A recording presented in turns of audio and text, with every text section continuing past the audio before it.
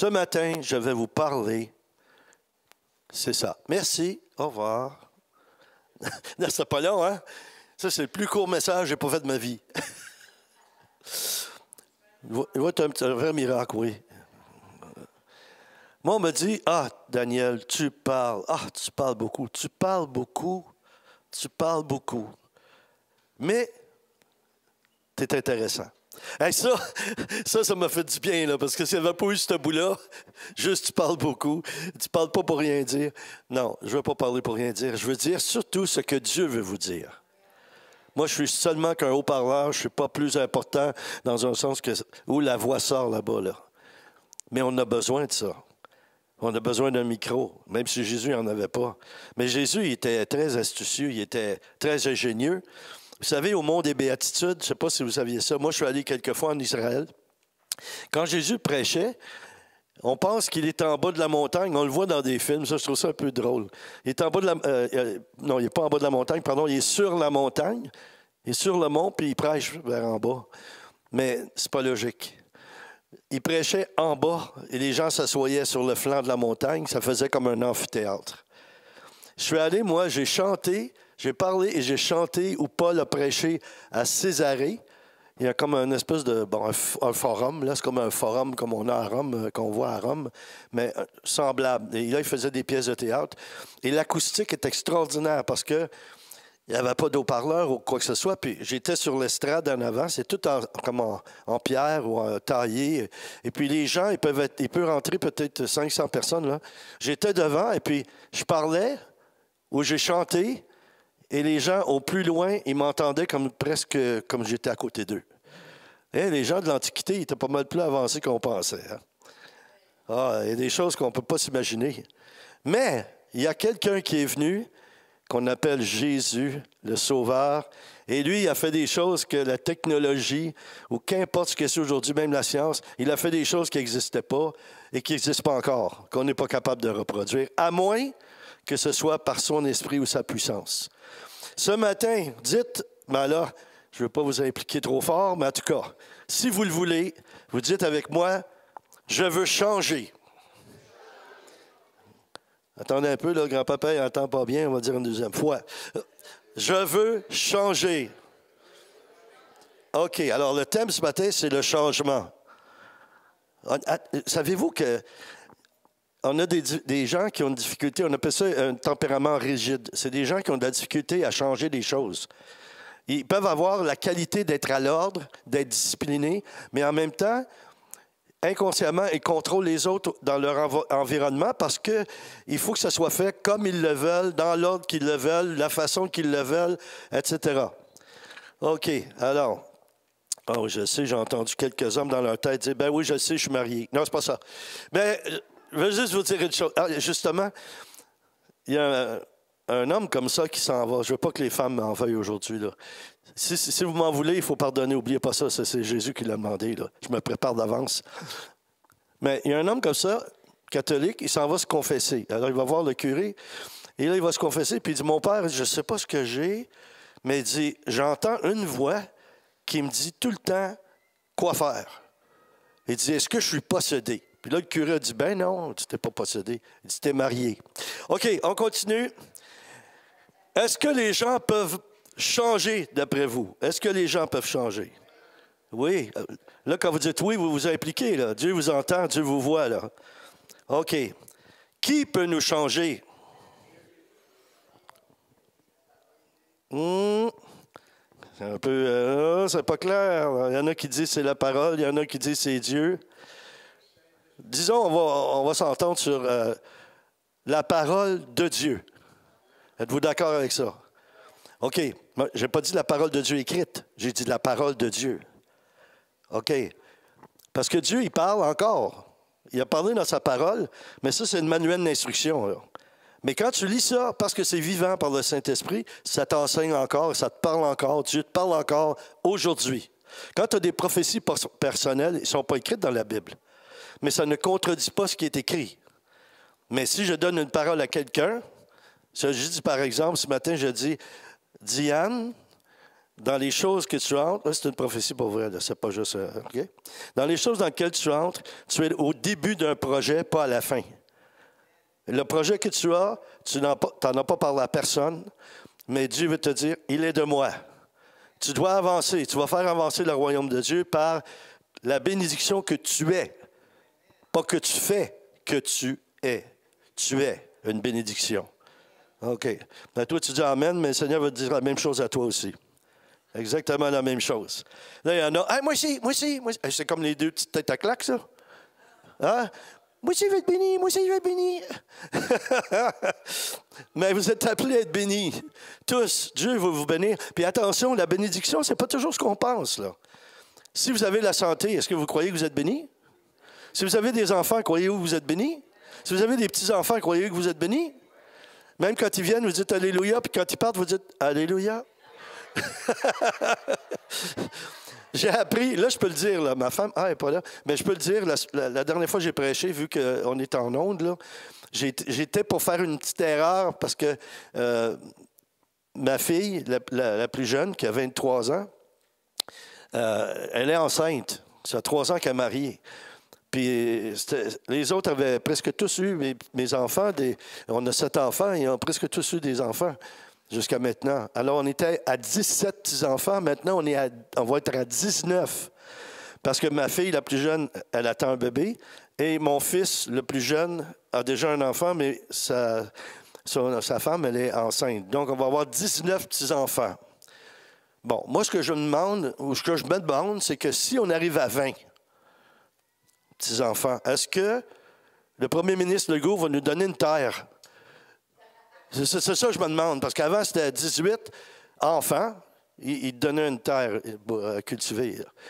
Mais là, maintenant, on a sauté, là, vu que les choses avancent, peut-être qu'à 18 petits-enfants, puis à 20, on ne sait jamais. Moi, je ne suis pas cultivateur. La seule chose que je fais, c'est que je sème. Savez-vous? Je sème l'amour de Dieu. Je sème la parole. Je sème la guérison.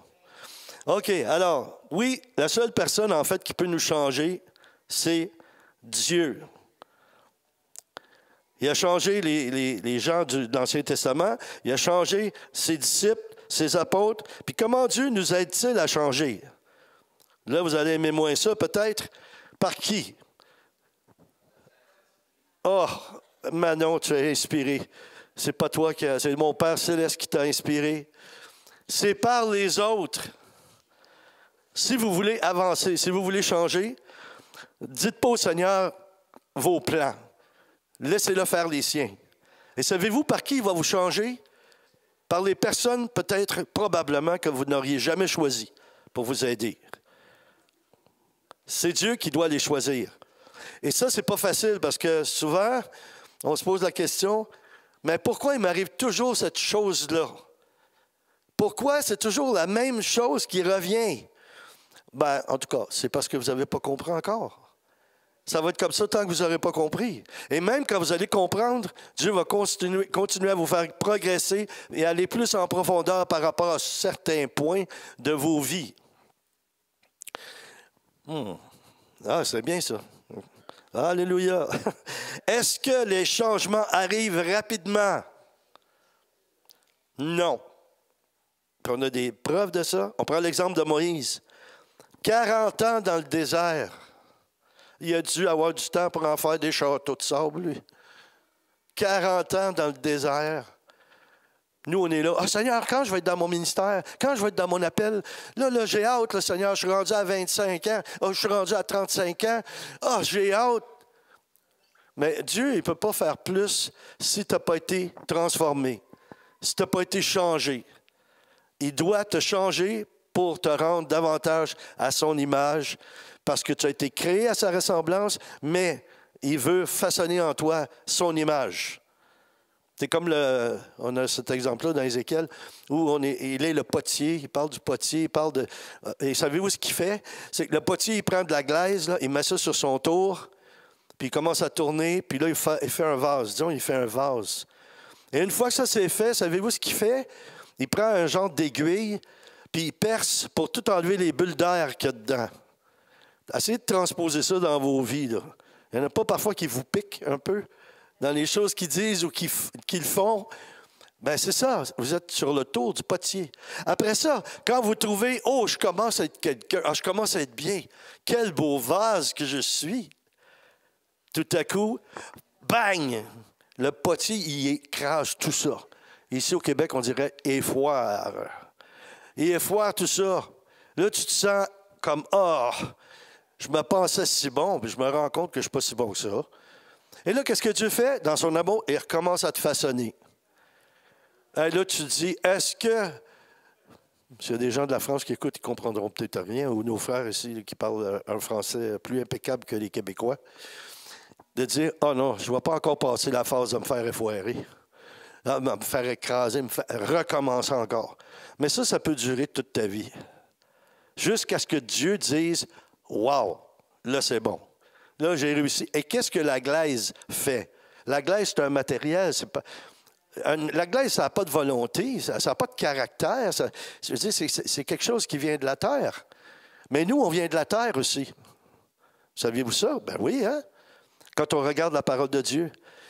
En passant, est-ce qu'il y en a ici qui connaissent les noms de famille de Adam et Ève? Hein? Vous ne saviez pas qu'il y avait des noms de famille, hein? Non, OK, je vais vous les dire. Ça va peut-être être une révélation ce matin. Les noms de famille d'Adam et Ève. Adam, terrien, et Ève, côté. Bon, OK, c'est ça. Dieu nous aide à travers les étapes de changement. Dieu a formé son peuple. Il le voit dans l'Exode, on le voit dans l'Exode où le peuple, où Dieu transportait la présence de Dieu dans leur voyage vers une terre promise et transportant l'arche de l'Alliance avec eux. Dieu veut nous donner la stabilité. Mais ça veut dire qu'il va y avoir des changements. Tu ne peux pas devenir stable s'il n'y a pas de changements. Qu'est-ce qui fait obstacle? En fait, toutes les choses qui font obstacle, Dieu va te les révéler, mais ça se peut que tu sois dans un mode de fuite. Je vise personne en particulier, là, mais moi, ça fait une vingtaine d'années que je suis à Granby, je pense, avec mon épouse, ma famille, bon. Et puis, on a fondé des églises. On avait 3 églises, une à Granby, une à Sorel, une à Laval. Et puis, on faisait ça, puis on était en train de continuer jusqu'à ce que Dieu dise, un peu comme il a écrasé le vase, il a dit, arrête, Daniel, laisse ça là. Puis là, le Seigneur, il m'a mis dehors. Il m'a mis dehors de l'église, je vous explique.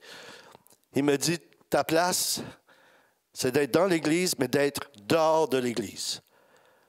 Un évangéliste, là, si on prend les doigts de la main, le doigt le plus long, là, ça représente, chaque doigt de la main représente un ministère. Le pouce, c'est l'apôtre. L'index, c'est la direction, c'est le prophète. Ensuite, le plus long, c'est l'évangéliste parce qu'il fait son ministère plus en dehors de l'Église qu'en dans l'Église. Le pasteur, c'est l'alliance, ce doigt-ci, là. Et le petit doigt, c'est l'enseignant ou l'enseignement. Et tout est basé sur l'enseignement. Quand on prend la main comme ça, tout est basé. C'est le plus petit, mais ce n'est pas le moins important. Il est très important parce que les autres sont tous appuyés sur lui. On doit être appuyé sur l'enseignement de Jésus-Christ, la saine doctrine de Jésus-Christ. Et puis, bon, à travers ce qu'on a expérimenté, ma vision, c'était d'avoir 200 églises au Québec. Et dans ces 200 églises-là, un minimum, je dirais plutôt un maximum de 150 à 200 personnes. Notre église était déjà rendue pas loin de 150 quand on était ici à Granby. Et ça progressait. C'est pour ça qu'on a eu une deuxième, puis après une troisième. Puis...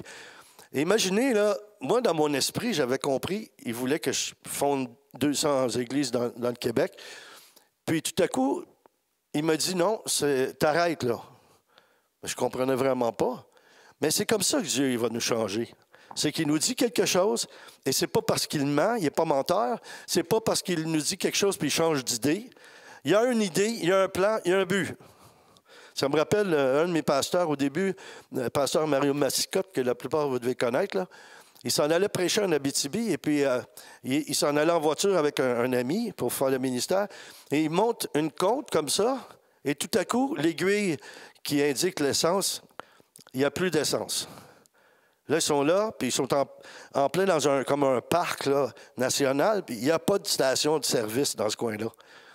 Alors, à cette époque-là, il y en a qui ont connu ça, Il est en haut, puis il a dit, « Ah, Seigneur, il faut que tu fasses quelque chose, là, on ne peut plus avancer. » Et juste assez pour être capable de passer par-dessus la côte. Puis là, ils ont descendu la pente. C'est un peu comme la Pentecôte, là. Ils ont descendu la pente, et qu'est-ce qu'il y avait là? Une affiche d'une station d'essence, BP. Est-ce qu'il y en a qui ont connu ça, BP? En Europe, en France, il y en a encore. BP, ça veut dire British Petroleum. Je ne savais même pas ça. Je l'ai appris en Europe, ça. BP. Et là, Mario, il a dit à l'autre, il dit, « Wow, BP, Dieu a un but et un plan. » Il y a un but, il y a un plan. Il ne te laissera pas comme ça. Il va faire ce qu'il a promis de faire, mais à sa façon. Donc, c'est pour ça qu'il faut vraiment avoir une communion avec lui, entendre sa voix dans ton cœur, dans ton esprit et obéir. L'obéissance, c'est une chose qui est très compliquée, difficile pour l'être humain. Mais plus tu es rempli de l'Esprit, plus tu communies au Saint-Esprit, la personne du Saint-Esprit, plus ça va être facile pour toi d'obéir. Pourquoi? Parce qu'il va te révéler, ton Père céleste qui est mon Père, dit Jésus, hein? Lui, ce qu'il veut, c'est ton bien. Et tu ne peux pas imaginer, toi, ce qui serait le mieux pour toi. Tu peux essayer d'imaginer, oui, mais la meilleure chose pour toi, tu ne la connais même pas. Tu penses que tu la connais, mais tu ne la connais pas. Parce que lorsque ta vie commence à se dérouler, tu apprends au fur et à mesure que tu avances. Ça me rappelle les disciples d'Emmaüs, ils marchaient avec Jésus. Jésus leur expliquait les Écritures. Et ça dit que tout à coup, notre cœur n'était-il pas brûlant dans de nous quand en chemin et il nous parlait des Écritures? Et ensuite, quand ils ont dit, au moment où il y a eu la fraction du pain, la Sainte Seine, la communion, c'est là qu'ils ont réalisé que Jésus, c'était le Messie, c'était lui, le Fils de Dieu. Et puis tout à coup, il n'était plus devant leurs yeux. Mais ils ont envoyé le Père et lui un autre eux-mêmes, un autre vis-à-vis, un autre, je dirais, semblable, qui est la personne du Saint-Esprit. C'est avec cette personne-là qu'il faut communier. Et elle va nous révéler davantage le Fils et le Fils le Père. Et comme ça, on fait partie de la Trinité. C'est un principe, ce n'est pas écrit Trinité dans la Bible, mais on voit le principe qui est là dans Jean et dans d'autres endroits dans la parole. Alors Dieu va nous changer, Dieu veut nous changer. Alors, qu'est-ce que je voulais dire à propos des vases, là? J'ai entendu quelque chose qui m'intéressait. Je ne sais pas s'il y en a qui ont connu cette grande femme de Dieu, Catherine Coleman, là, qui était mentor un peu de Benny Hinn, là. Une grande femme de Dieu dans les années 70 et tout ça. Et je l'avais vu, j'écoutais des émissions, j'écoutais des vidéos de son époque ou des livres, j'ai lu ça, j'aimais ça. Et puis, elle a dit quelque chose qui m'intéresse, qui va vous intéresser aussi, ça va vous faire du bien. Elle disait, quand Dieu est en train de nous changer, on est un vase, et Dieu remplit le vase. Et quand le vase est rempli, il le prend, il le vide dans un plus grand. Et là, on a l'impression qu'on est vide. On dit, « Ah, Seigneur, t'es où? Il me semble que je chantais ta présence, je goûtais ta présence, puis là, on dirait que je suis vide. » Non, tu es à moitié vide. Et là, Dieu, ce qu'il va faire, il va remplir encore, il va te prendre, il va te verser dans un vase plus grand. Mais à chaque fois, tout au long de ta vie, le vase s'agrandit et il se remplit de plus en plus. Jusqu'à temps que tu débordes. Il y a un exemple que le pasteur ou j'allais dire prophète, c'est un apôtre probablement, Kenneth Hagin, j'avais vu une vidéo, un film sur lui, et on a déjà fait ça ici. Jonathan Bouchard avait déjà fait un peu ça. Il avait pris un pichet d'eau, puis il avait pris un verre, puis il avait dit, voici ce que Dieu attend de nous. Puis là, il avait versé l'eau dans le verre jusqu'à temps que le verre déborde. Puis il avait dit, il faut que tu sois débordant de la présence du Saint-Esprit. Mais Kenneth Hagin est allé plus loin, puis moi, j'avais beaucoup aimé ça. Il a dit, Dieu veut ça, que tu sois rempli du Saint-Esprit, mais voici, il prend le verre plein, puis il plonge dans le pichet d'eau. Tu n'es pas juste rempli du Saint-Esprit. Dieu veut que tu sois baptisé du Saint-Esprit. C'est là pourquoi que tu dois aller dans le surplus, noyé dans la présence de Dieu. Et là, à ce moment-là, ça va t'aider à perdre le contrôle dans un sens positif. Ce ne sera pas toi qui vas contrôler ta vie, c'est Dieu. Si Dieu te dit de faire quelque chose, tu vas obéir immédiatement. Pourquoi? Parce que tu vas comprendre qu'il y a un but et il y a un plan pour toi. Et ça va... Il faut que tu aies des changements pour arriver là où Dieu t'appelle. OK. Alors, Jean 4, 39 déclare... Plusieurs Samaritains, la Samaritaine, vous vous souvenez de ça? Jésus, il va auprès du puits et la Samaritaine vient pour puiser de l'eau et il est là et puis il dit à ses disciples, vous donne une version québécoise. Il dit aux disciples, avez-vous faim? Oui, on a faim. OK, allez chercher des mets chinois dans le village à côté. Pendant ce temps-là, je vais parler à cette femme-là. Là, il a commencé à raconter sa vie. Pourquoi? Parce que par la parole de connaissance et la révélation du Saint-Esprit, il a parlé à la femme. Puis après, c'est quoi son témoignage? Alors, ça dit, plusieurs Samaritains de cette ville crurent en Jésus à cause de la parole de la femme qui rendait témoignage. Il m'a dit tout ce que j'ai fait. Il a parlé de ses maris, il lui a dit que celui qu'elle avait, c'était pas son mari, elle en avait eu 6. Bon, tout ça, vous l'avez déjà lu, vous avez compris ça. Dieu lui a révélé ça. Mais elle n'est pas restée là. Quand elle a saisi que Jésus était le Messie, elle a été touchée par le Saint-Esprit, puis après ça, elle s'est mise à témoigner. Alors ça, c'est une chose que, pour moi, c'est une normalité. Il me semble que tu ne peux pas t'empêcher de témoigner de ta foi. Qu'est-ce qui t'empêche de témoigner de ta foi? La crainte des hommes. Priez que Dieu vous libère de ça. Tu as peur. Vous savez, j'ai déjà parlé de ça. On avait pris autorité, ça ne devrait pas être là, mais en tout cas. L'esprit de Yvon. Connaissez-vous Yvon? Qu'est-ce qu'ils vont dire? Qu'est-ce qu'ils vont faire? Qu'est-ce qu'ils vont penser? Ça, c'est notre orgueil, ça. On a peur de ce que les gens vont faire. Entrez dans un salon funéraire, là, prenez un pistolet, allez, il y a le cadavre là, dans le cercueil qui est ouvert. Prenez le fusil, mettez ça sur la tempe de la personne qui est là, puis dites, si tu ne te lèves pas, je vais te flinguer.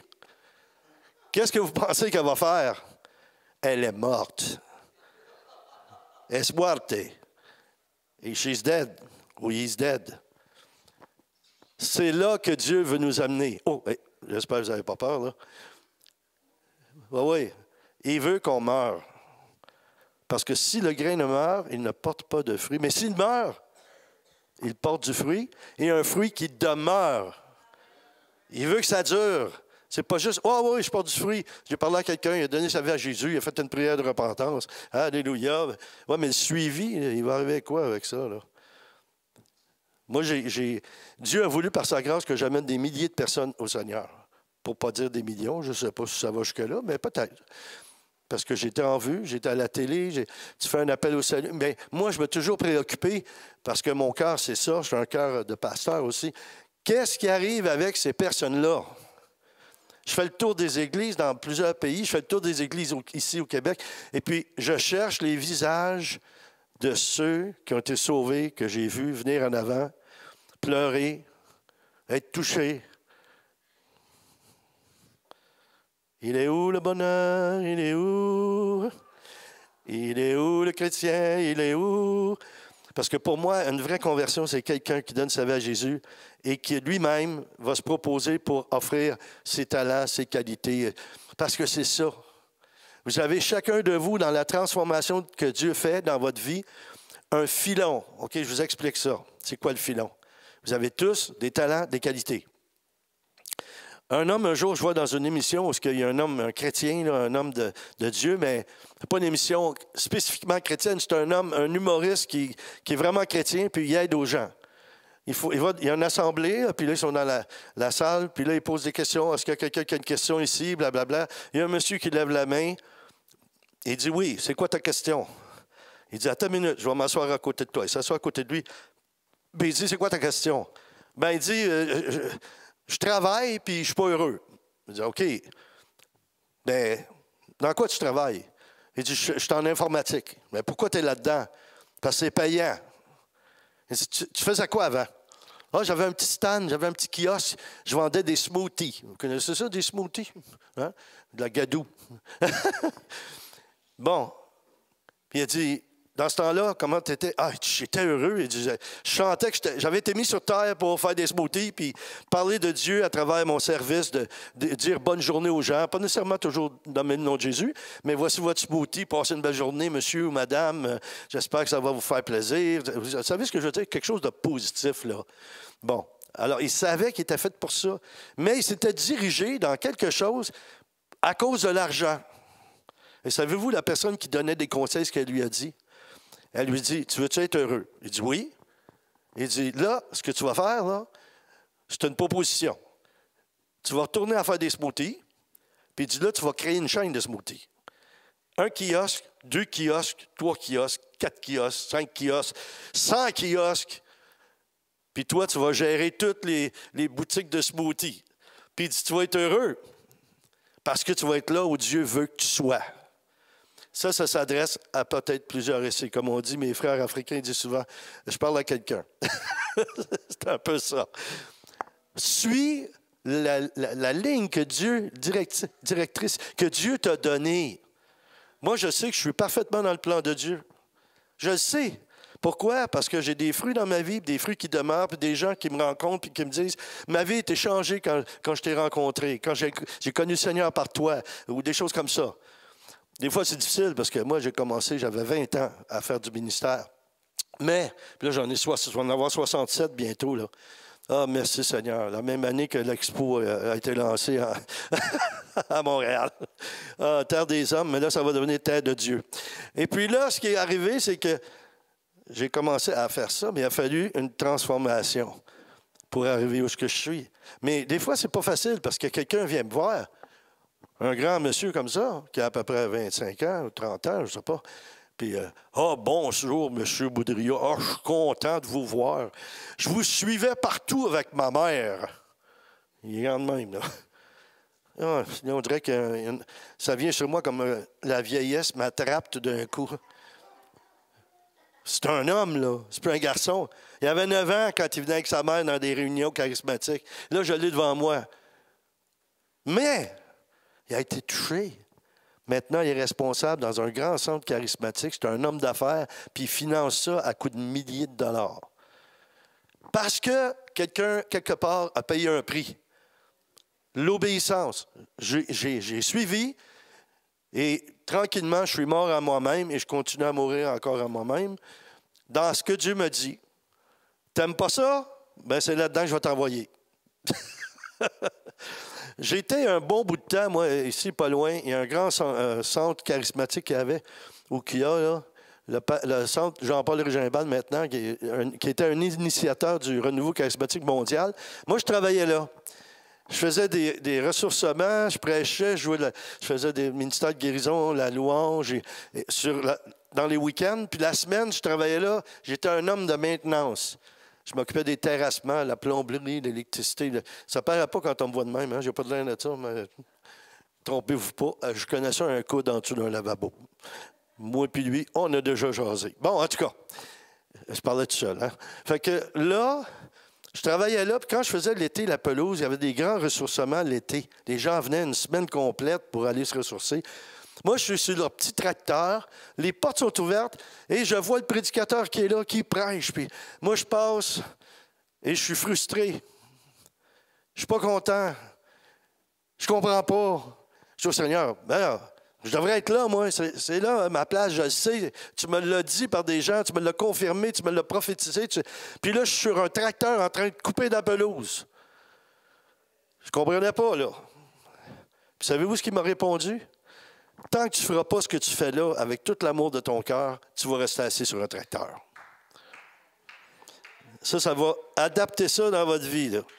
Tant que vous ne ferez pas ce que Dieu vous a demandé de faire, vous n'allez pas avancer. Il y en a, je connais, ils me disent, ça fait 25 ans que je suis le Seigneur. Veux-tu prier pour telle affaire? Des fois, je dis non. Ils sont fâchés. Je dis, ben là, le Seigneur t'a dit de quoi? Qu'est-ce qu'il t'a dit en premier? Telle chose. Est-ce que tu l'as fait? Bon. Il y avait quelqu'un de mon équipe une fois, mais ils étaient tous un peu... j'ai déteint sur eux, là, dans la formation que je donnais. Quelqu'un s'avance. Bon, moi, j'ai besoin de prière, pas de souci, pour pour telle chose. Puis elle dit, ça fait... moi, j'ai connu le Seigneur en 1977, et puis j'ai été baptisé du Saint-Esprit, tout ça. Bon, OK. Et elle a dit, depuis ce temps-là, depuis ce temps-là, elle a dit, t'as-tu une voiture, toi? Elle a dit, oui. Combien de fois tu changes l'huile, toi, par année? Ou bien t'attends, depuis 1977, tu as la même huile dans ta voiture. Je pense que tu vas avoir des problèmes, là. Mais si tu n'as pas changé ton huile, je dirais même avec le Saint-Esprit, c'est le souffle de Dieu, change ton filtre à air aussi. Ça va être très bon. Supposez que tu changes l'huile puis le filtre à air dans une voiture, tu peux faire beaucoup mieux pendant longtemps. Et Dieu veut que tu changes ton filtre à l'huile, ton filtre à air, puis de remplissage d'huile. Moi, quand je vais dans des réunions là, des anglophones, là, savez-vous ce que je fais quand je prie? Je faisais ça, j'ai fait ça longtemps. Je faisais ça, je priais. Là, je disais, fill her up and check the oil. C'est ça que je faisais. Vidange d'huile, Seigneur, et remplissage. Le peuple de Dieu, on a besoin de ça. OK, Dieu veut nous changer. N'oubliez pas ça. Dites, Dieu veut me changer. OK. Et voyez l'attitude aussi, comment on se perçoit, ou comment on nous perçoit. Souvent, là, les Québécois, là, comme là en ce moment, je ne vais pas parler de politique, mais moi, disons que des fois, j'ai eu des idées un petit peu loufoques là, de penser. Là, on est tellement américanisé. Le Québec devrait peut-être devenir un État des États-Unis. Je veux dire, on est collé sur eux autres. Là. On va à Stansted, pas loin ici, on traverse, puis on est rendu aux États-Unis. Bon, d'être un État comme la Louisiane, par exemple. Un État francophone. Ben là, écoutez, je ne suis pas en politique, là, mais quand l'autre monsieur, là, il nous dit... Ah, vous pourriez devenir le 51e État. Non, là, je m'excuse, mon gars, mais là, non, tu n'as pas compris l'importance du Canada. Puis nous, qu'est-ce qu'on est? On est une terre d'accueil. On est un pays qui repose, malgré tout, sur la foi dans notre Constitution. Ça dit que Dieu va dominer d'un océan à l'autre. C'est notre devise. Et puis, il va dominer sur un océan à l'autre. OK? Comme disent les Anglais, over my dead body. Moi, je suis prêt à donner ma vie pour ça, pour que Dieu règne et reprenne sa place au Canada. Puis je sais qu'il va le faire. Et une autre chose, j'ouvre des parenthèses, tout ça. Saviez-vous ça, que le Canada, quelle importance qu'il a tellement mondialement? Ça dit au livre de l'Apocalypse, ça dit que Dieu envoie comme les feuilles pour la guérison des nations. Avez-vous déjà lu ça? Regardez, dans tous les drapeaux qui existent, il y a un seul drapeau dans tous les drapeaux qui existent qui a une feuille dessus. C'est le drapeau du Canada. Il y a du rouge chaque côté, c'est le sang de Christ. Le blanc, c'est la pureté, la résurrection, la lumière de Jésus.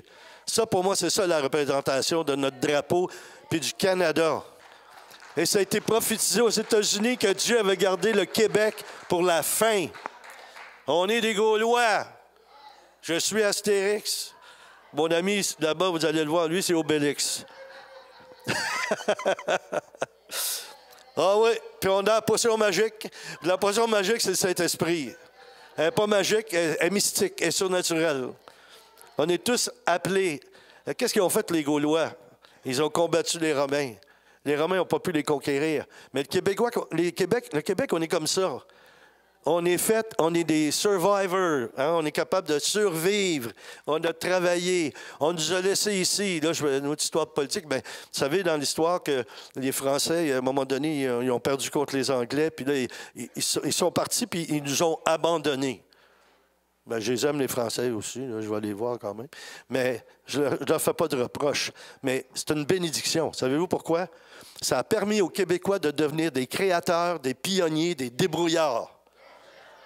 Je veux dire, nous autres, là, n'importe où, là, un bout de broche, une paille de vice grip et du duct tape, on est capable de faire n'importe quoi. Hein? Dans d'autres domaines aussi. La cuisine, on n'a rien à envier à la cuisine française, c'est merveilleux. Hey, mais là, nous autres, là, hein, on est capable de vendre de la tourtière sur Internet quand on ne se fait pas arrêter par la police. Parce qu'il y a du gibier dedans. Mais Dieu a voulu ça. Pourquoi? Nous former, nous préparer. Je vous l'ai dit à Pensacola, il y a plusieurs années, ça, 20 ans, là, le pasteur Steve Hill, qui est décédé maintenant, il avait prophétisé, il ne savait même pas comment le dire en français, il ne parle pas français du tout. Mais un pasteur qui a fondé un peu l'église, la Fusion, là, les Pomainville, le couple des Pomainville, il était là en vacances, mais ils ont été écouter les prédications et tout ça, parce qu'il y avait un grand réveil là, à Pensacola. Et puis, le pasteur a dit, « Ah, je reçois une parole de Dieu. Et c'est un mot que je reçois, mais je ne sais pas ce que ça veut dire. » Puis là, il a dit en anglais, « Kabouk, Bouquet, Québec, Kobouk. » Puis là, mon ami s'est levé et il a dit, « C'est Québec. » Il dit, « OK, Québec. » You're going to be the little rest for the last days. Vous allez être le petit reste qui va toucher le monde entier. Et c'est déjà commencé. Parce que là, vous ne voyez pas ça. Mais des petits Québécois comme moi, là, je vais en Europe, il y a beaucoup, beaucoup de monde qui sont touchés. Il y a Michel Chevalier qui est un ami à moi. Il y en a d'autres aussi qui viennent d'ici, qui sont natifs d'ici et qui transportent une onction de Gaulois. Pas de Gaulois. Une onction du Saint-Esprit. Et ce n'est pas parce que quelqu'un a prié sur nous. On a reçu l'onction directement du ciel. Moi, ce n'est pas un autre qui me l'a transféré. Après, j'ai eu des changements d'huile de plusieurs personnes. Et Dieu continue comme ça. Quand tu es à ta place, Dieu, il te transforme et t'amène là où tu dois être, avec qui tu dois être. Des fois, c'est important de prier et de dire, Seigneur, tous ceux qui nuisent à mon avancement spirituel pour rentrer dans l'obéissance, éloigne-les de moi. Tu continues à les aimer, mais avec une distance. Parce que s'ils sont négatifs, s'ils sont incrédules, s'ils sont religieux, dans le sens négatif de la chose, là, ils sont sous la loi, dites au Seigneur, nettoie. Nettoie, Seigneur. Retire ces personnes-là. Je vais les aimer. Je vais les accueillir quand je vais les voir. Mais je ne peux pas me lier avec eux. Pourquoi? Parce qu'ils nuisent à ma mission. Ta mission est importante. Tu es sur terre pour faire quelque chose et Dieu veut te changer pour y arriver. Et c'est au fur et à mesure qu'il va te transformer. Je ne sais pas si je vous ai raconté ça, mais je vous remercie en même temps, ceux qui étaient là. Vous savez, avant les fêtes, on a eu une semaine de jeûne et prière. Et il y a un jeudi soir, c'est moi qui apportais la petite prédication puis la prière. On priait ensemble. Quand on a eu terminé, c'était pas filmé, donc je me suis permis de faire ça. J'ai dit, on est ici pour prier. Moi, j'aurais une requête. Si vous voudriez prier pour moi, puis il y en a qui étaient là ce soir-là, qui sont là en ce moment, là, devant moi. J'ai dit, là, moi, j'ai un problème. Un bon problème. Comment ça peut être bon, un problème? Mais celui que j'ai, il est bon. C'est quand même particulier, mais avec Dieu, il faut s'attendre à tout. Il peut tout changer ce qu'il veut, lui. Le problème, c'est que j'ai des portes ouvertes dans le monde entier. Je n'arrive pas à aller à toutes ces places-là. Je n'arrive pas à trouver le moyen. Seigneur, dis-moi, est-ce que je dois aller là? Quand je dois y aller? Etc. Dans quel ordre de toutes ces places-là? Et je ne parle pas de petites choses, là. Puis je ne dis pas ça pour me vanter du tout. J'en ai rien à cirer, comme on dit. Ça ne me dérange pas. Ce que je veux faire, c'est la volonté de Dieu le plus parfaitement possible. J'ai des invitations pour aller prêcher aux Indes. J'ai des invitations pour aller au Pakistan. J'ai prêché sur Zoom aux Pakistanais, là. C'était une émission de télévision nationale. Ce n'était pas juste sur Internet. J'ai prêché en 1 heure à 100 000 personnes. Il y a 2000 conversions du coup, et à part de toutes les guérisons qu'il y a eu, que le pasteur me donnait un compte-rendu de ça. Je n'ai pas eu besoin de prendre l'avion, faire des bagages. Mais là, ils veulent que j'y aille en personne. Ils préparent ça. Le Brésil, même chose. Ils me parlent de 10 000 personnes, là, eux autres. Ils veulent louer un tarmac de l'avion puis faire ça là-dessus. Moi, je me dis, ben là, des fois, je pense, pourquoi un petit Québécois comme moi, là? Tu sais, il y a des grandes pointures, des gens bien importants qui ont des grands ministères aux États-Unis. Le Seigneur a dit, je fais ce que j'ai à faire avec eux, mais oublie pas, j'ai choisi le Québec et les Québécois pour la plus grande moisson, le plus grand réveil mondial. Pourquoi? Parce que notre modèle, il faut vraiment que ce soit Jésus. Pas les États-Unis, pas les églises à l'américaine. Si Dieu veut qu'on se mette à faire des rigodons pour louer Dieu, là, on devra le faire. Tu sais, la bottine souriante du Saint-Esprit, là. Tu sais, la bottine est défaite, elle sourit. C'est un sourire de Dieu, là. Avez-vous vu à quel point on est à côté de notre identité? C'est quoi qu'on a honte? Hein? Il reviendra sur les nuées, il reviendra sur un cheval blanc, il reviendra sur le Saint-Esprit, il est ici, le Saint-Esprit, il va agir. Puis là, on ajoute, ding, ding, ding, ding, ding, ding, ding, il va te faire culbuter, il te dit qu'il va te changer. Inquiète-toi pas, mon petit, comme dirait M. Bouchard. Mets ça dans ton sac, mon Jack. T'en as pour une secousse, mon petit mousse. Bon, en tout cas. Mais pourquoi? Hey, on a de la super musique québécoise. Nos Québécois, ils vont en France, font des tournées. Puis nous autres, on est là. Quand est-ce que vous entendez des rigodons dans l'église, vous autres? Là, ça vient d'être premier, ça. Je brise la glace, là, je commence. Hey, on a une belle culture. Wow! Moi, je n'ai pas honte de ma culture du tout. Je suis allé dans d'autres pays, des pays francophones, puis ils m'ont dit « Ah, vous, les Québécois, tout ce que vous avez, c'est Céline Dion et c'est sirop d'érable. » J'ai dit « Non, il n'y a pas juste Céline Dion et sirop d'érable, mais qu'est-ce que vous avez? Moi. » Il y a moi, il y a Michel Chevalier, il y a Michel Allard, j'en ai nommé... Oh oui, on les connaît, ceux-là. Est-ce qu'ils font quelque chose chez vous? Ah oui, c'est des transformateurs, c'est des réformateurs. Ils changent quelque chose. Les églises avancent, il y a une progression. Le vent du Saint-Esprit souffle. OK, je reviens au temps de prière, tu me feras ça avec mon épouse, tu me fais ça? Je suis prêt à mourir à moi-même. OK, merci, 10 sur 10. OK, je vais terminer avec ça. Écoutez ça. Vous avez prié. Et aussi, je vais ajouter ceux qui n'étaient pas là cette fois-là, vous prierez. Alors, mon bon problème, on prie, nous prions, et puis la prière, c'était que j'avais à cœur le Québec, évidemment. OK? Je tourne au Québec, là, mais je pourrais tourner plus, mais j'ai les portes ouvertes, tout ça, mais c'est ça qui est embêtant. Après ça, je vais en Ontario, je suis allé dans d'autres places, là, Nouveau-Brunswick, Nouvelle-Écosse, j'en ai fait quelques-uns, des provinces canadiennes. Mais là, j'aimerais ça y aller plus, un peu plus, visiter notre grand pays, puis apporter une fraîcheur du Saint-Esprit. Pas parce qu'ils ne l'ont pas, mais il y a quelque chose que, moi, ça commence à me parler. La chose que je reçois, je vais prêcher à Montpellier, ceux qui connaissent la France. Là. Je vais à Montpellier, mais c'est des gens de différentes nations. Alors, c'était des Guadeloupéens. Alors, la dame, elle est médecin, mais là, elle est à sa retraite, puis elle est dirigeante d'une église, elle est pasteur et tout ça. Elle m'invite, et je suis allé avec notre ami Normand, je suis allé prêcher là. Et là, elle me dit ceci, la dernière session, elle vient me voir, elle me dit, écoute, Pasteur Daniel, vous devez venir en Guadeloupe. J'ai dit, oui, ça m'intéresserait, mais moi, je suis prêt à aller à n'importe quelle nation où Dieu veut que j'aille. Mais elle dit, si, Dieu veut. Mais j'ai dit, c'est quoi votre preuve? Elle dit, je reviens de là-bas, on a prié, on était 30 pasteurs, et Dieu nous a parlé, on ne vous connaissait même pas. Il nous a dit qu'il y a un homme qui va venir du Québec, du Canada, puis il va venir en Guadeloupe, et puis ça va remettre le feu du Saint-Esprit. J'ai dit, wow! Mais elle dit, c'est parce que c'est vous, cet homme-là. Après ça, même chose, Marche pour Jésus à Montréal. Encore une fois, une quarantaine de pasteurs sont dans une petite pièce, dans une chapelle, là, une chapelle anglicane, je ne sais pas quoi. Ils sont en train de prier et tout.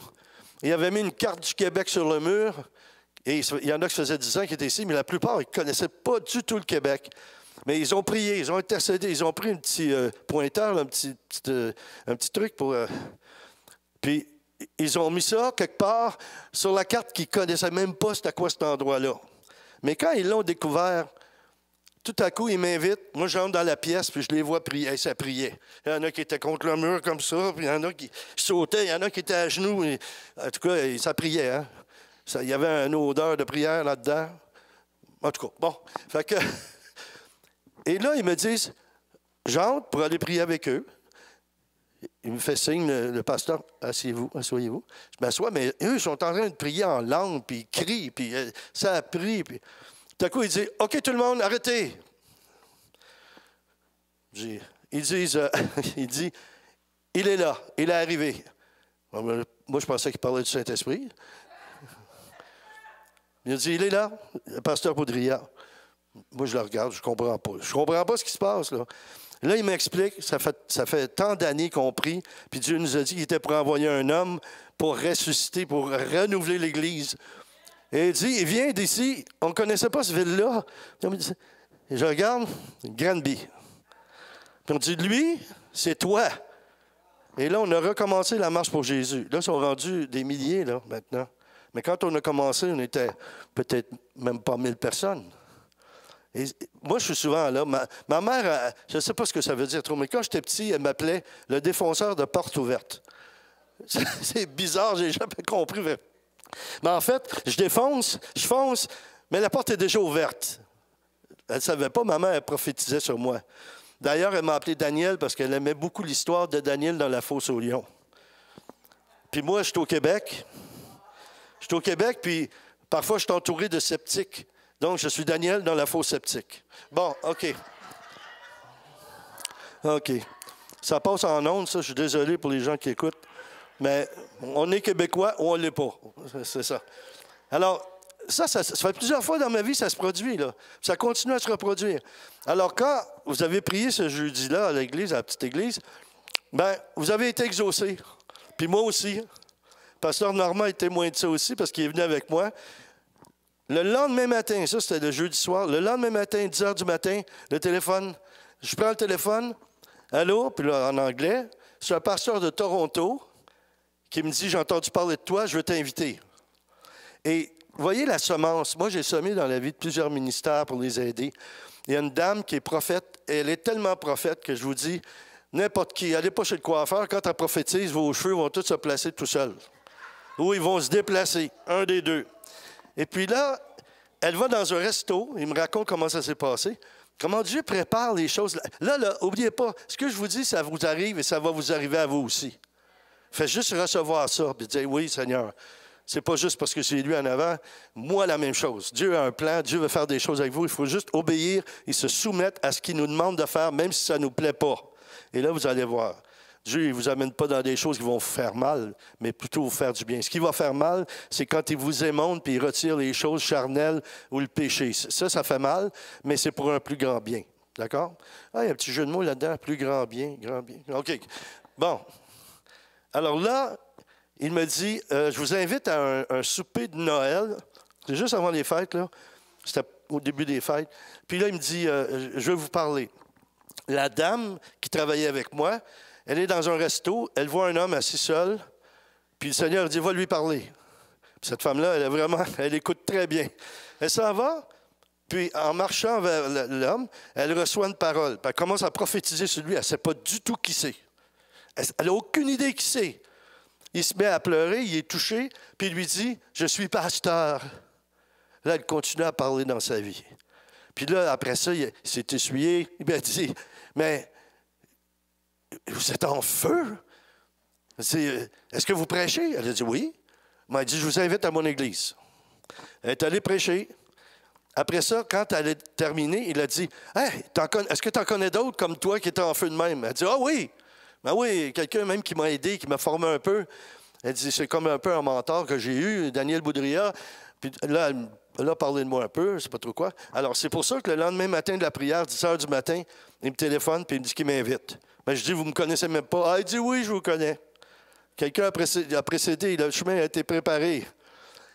Alors, OK. Mais il me dit, je vous invite, je viens à un souper à Montréal, je vous invite à souper, un souper de Noël. On va parler, puis dans l'après-midi, on va se parler. Bon, alors, on commence à prendre un café, parler. Et qu'est-ce qu'il me dit? Encore la même chose. On a comité avec notre groupe parce que je suis responsable de la majorité des églises pentecôtistes du Canada. Comment ça se fait que je me trouve devant cette personne-là? Qu'est-ce qui fait ça? Puis il a dit, on a prié, puis Dieu nous a dit, c'est toi qu'on va utiliser pour tout le Canada pour aller remettre le feu. Parce qu'ils sont un peu fatigués. Mais vous avez prié. C'est de votre faute, là. Si on était exaucés, c'est de votre faute, là. Dieu a entendu votre prière. Et pourquoi je vous dis ça? C'est parce que là, vous avez demandé pour moi, puis c'est pas parce que je suis un chouchou de Dieu, même si je le suis, là, que vous avez été exaucés. Non, non. Dieu veut vous révéler, quand vous priez pour quelque chose, croyez, vous allez être exaucés. Pour d'autres choses, pour vous-même, mais pour les autres aussi. Vous avez une grande puissance que Dieu vous a donnée dans la prière. Bon, alors, il m'a dit qu'il va me faire le tour du Canada. Moi, je continue à aller en Europe. Et là, au Brésil, j'ai un collaborateur qui va organiser une grande croisade et tout ça. Et bon. Mais de temps en temps, je pense à Moïse, là, je dis, ça fait longtemps, là, ça fait 45 ans que je te suis, Seigneur. Mais il dit, ça fait 45 ans que je te prépare. Puis pourtant, j'ai prêché devant des foules, dans des grandes choses. Mais il me dit, ça, c'était juste une pratique, il m'a dit. C'est une pratique. Je dis, oh, Seigneur, j'ai bien hâte de voir ce que tu vas faire. Il y a quelques petites affaires que je n'ai pas vues, comme quelqu'un qui est dans une réunion, il se met à courir, mais il court au plafond en même temps, puis il revient. Ça, je n'ai pas vu ça. J'en ai vu 200 qui se lèvent d'un coup, qui se mettent à courir autour de la salle, par exemple. Et puis, il y en a couché par terre, puis ils enjambent, puis il n'y a personne qui se fait mal. Puis je leur dis, attention, là, ils ne couraient pas tous. J'ai dit, courez tous du même bord. Et instantanément, le Saint-Esprit, il a mis ça en eux, puis ils se sont mis tous à courir du même côté. Puis moi, je prêchais presque pas. J'étais comme ça au lutrin, je les regardais courir. Là, il y avait des vieux monsieur aussi, là, plus vieux que moi, là. Ils couraient. Je me suis dit, ils vont mourir ce soir. Ils vont faire une crise cardiaque. Je n'avais jamais vu. Puis ils sautaient par-dessus les gens qui étaient couchés par terre. Je me suis dit, quelqu'un va se faire mal. Quelqu'un va se faire mal. Non! C'était tellement surnaturel que ces choses-là se produisaient. Moi, je prie que ça arrive ici, ça, ces genres de choses-là. Il faut vraiment que ça se passe, là. Des fois, là, Dieu veut changer des choses. Dieu veut nous changer. Si on veut un réveil, moi, je vous dis, moi, je ne prie pas pour le réveil, moi. Je ne prie pas pour ça, moi. Je suis dedans. Je suis utilisé pour le faire. Alors, comme disait le ramoneur, je suis. Ah non, c'est pas ça. OK. Dieu veut qu'on le suive. Et il va nous montrer, il va nous révéler des personnes qu'il veut utiliser. Et votre appel, c'est peut-être d'être avec quelqu'un comme ça. D'être avec quelqu'un comme ça, comme Pasteur Normand, il a son propre appel, là, mais il vient dans plusieurs pays avec moi. Et lui, ce qu'il fait, c'est qu'il fait rire tout le monde. Partout où on passe, toutes les églises tristes, ils deviennent joyeuses. On fait juste leur parler sur Internet, puis aussitôt que je dis Normand Labelle, ils se mettent à rire.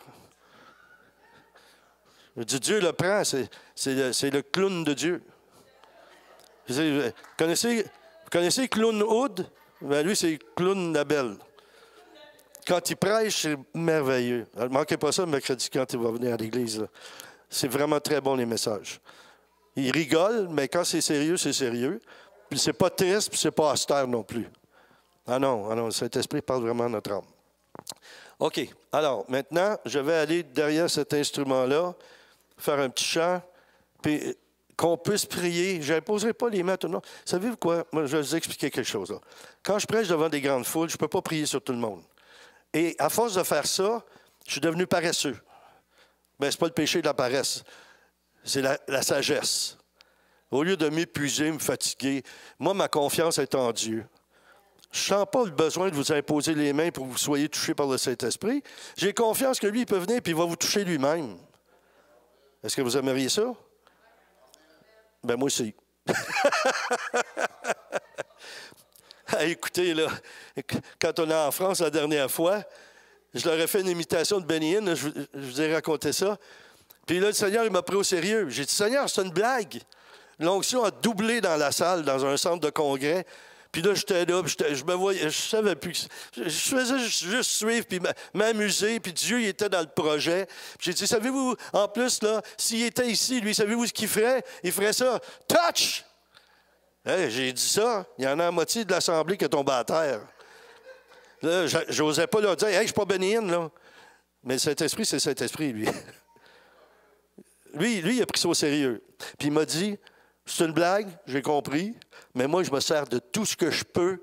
Blague, toutes les choses que vous faites, inspirer, pour rendre du bonheur aux gens, je vais m'impliquer. Dieu peut nous guérir par le rire. Dieu peut nous guérir de toutes sortes de façons. Notre frère Normand, là, je reviens souvent à lui, là, je l'aime, là, en tout cas. Mais lui, il a été guéri de la dépression, il a été libéré de la dépression à cause du rire du Saint-Esprit. Le Saint-Esprit l'a fait tellement rire, il a roulé dans sa chambre, je ne sais pas combien de temps, là, une journée de temps, je pense. Il a roulé, puis... Normand, est-ce que je ne veux pas t'offenser, là, mais tu sais, tu as un petit ventre, tu sais.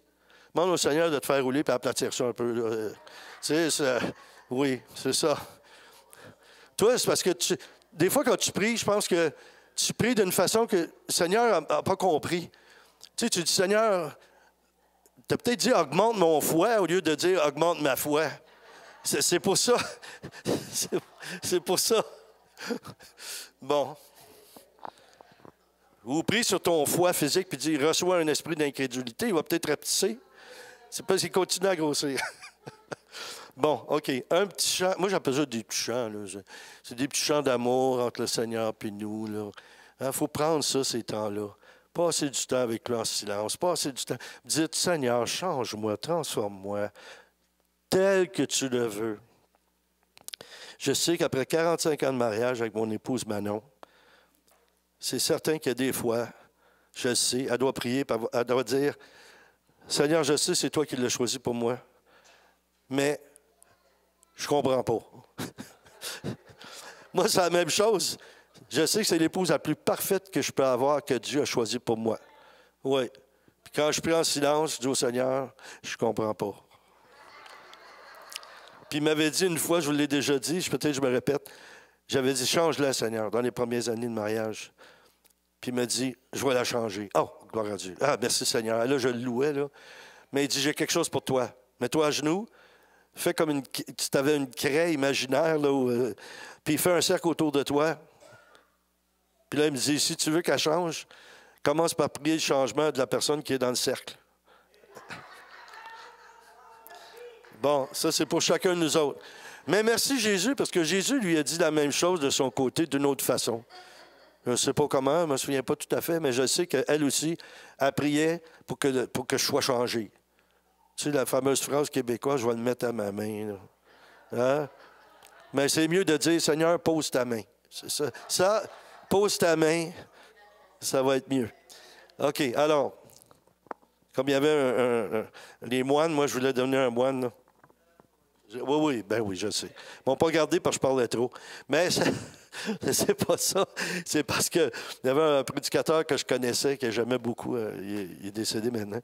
Et il était drôle. Il disait des choses. Là. Puis, vous savez, dans les prières catholiques, il y a une prière. Ils disent « Prions le Seigneur ». Puis là, il y a une prière. OK? Puis lui, il disait, et des fois, là, quand tu es dans un monastère, tu vis toujours avec les mêmes personnes. Là. Il y a un changement, il y a des transformations qui se passent. Là. Tu vis toujours avec les mêmes. Là. Puis il y en a qui te tapent plus sur les nerfs que d'autres. Il disait, il y en a toujours un qui aurait le goût de dire « Seignons le prieur ». Bon, OK. Fait que je prie, nous prions. Prions le Seigneur. Des fois, quand je vois que le réveil il tarde à venir, je regarde puis je pense « Il est grand le mystère de la foi. » Oh, pas là, il y en a qui sont encore... vous n'avez pas tout perdu, là. Quand même. Tiens, on va faire ça, là. On a demandé à Pasteur Daniel et Linda si on peut faire notre signe de croix au début des réunions. Quand quelqu'un me dit « T'es quel signe, toi? » Moi, je leur dis « Signe de la croix. » Bon, OK. Une prière, laissons-nous inspirer. Moi, j'aimerais ça. Là, on va fermer ça, là. J'aimerais ça, si vous pouvez, si vous voulez, vous laisser inspirer par le Saint-Esprit et de dire une prière, quelque chose que vous avez à cœur. Ça peut être une louange, ça peut être un remerciement, ça peut être aussi une demande, mais surtout des remerciements, des actions de grâce au Seigneur. On a besoin de faire ça. Si vous faites ça, vous allez voir, vous allez être exaucés davantage. Dieu aime ça des demandes, mais il aime aussi quand on lui dit qu'on l'aime, etc. C'est comme ma femme, moi, si je veux une demande de quelque chose, il faut que je commence par lui dire que je la trouve jolie, je l'aime. Mais je ne peux pas mentir. Je ne peux pas mentir. Hein, comme la femme elle dit à son mari, elle dit, elle se regarde dans le miroir, elle dit, je trouve que j'ai engraissé. Peux-tu me dire quelque chose de positif? Il dit, oui, chérie. Il dit, ta vue n'a pas baissé.